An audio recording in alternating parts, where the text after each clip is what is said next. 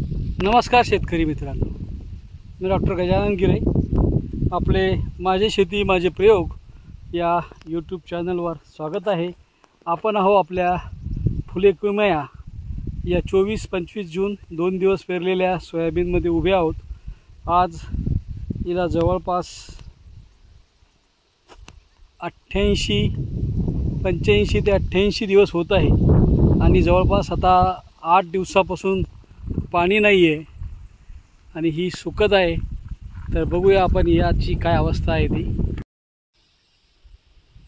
तर ही आपली फुले किमया 24-25 जूनची पेरणी. आज हिला 82 ते 84 दिवस होत आहे आणि आता 8 दिवसापासून हिला पाणी नाही. तर या ठिकाणी ही अशी ज्या ठिकाणी थोडी मुरमाड जमीन आहे त्या ठिकाणी सुकत आहे आणि काही ठिकाणी ज्या ठिकाणी चांगली जमीन आहे त्या ठिकाणी अजून हिरवी आहे पण पाणी सुकत आहे.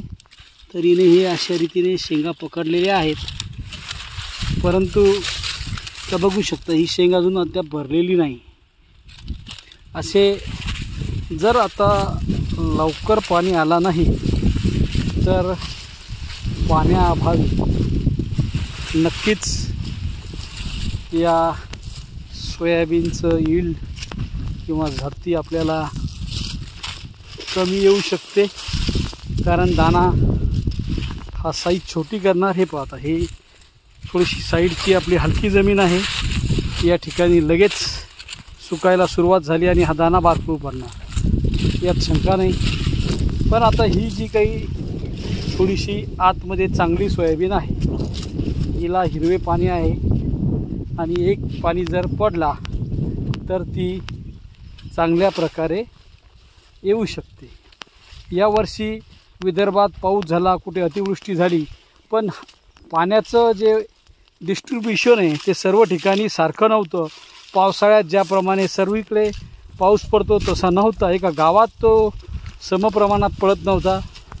तर तालुका, जिल्हा आणि विदर्भ, मराठवाडा, महाराष्ट्र यामध्ये तर अतिशय विषम प्रमाण होतं पावसाचं.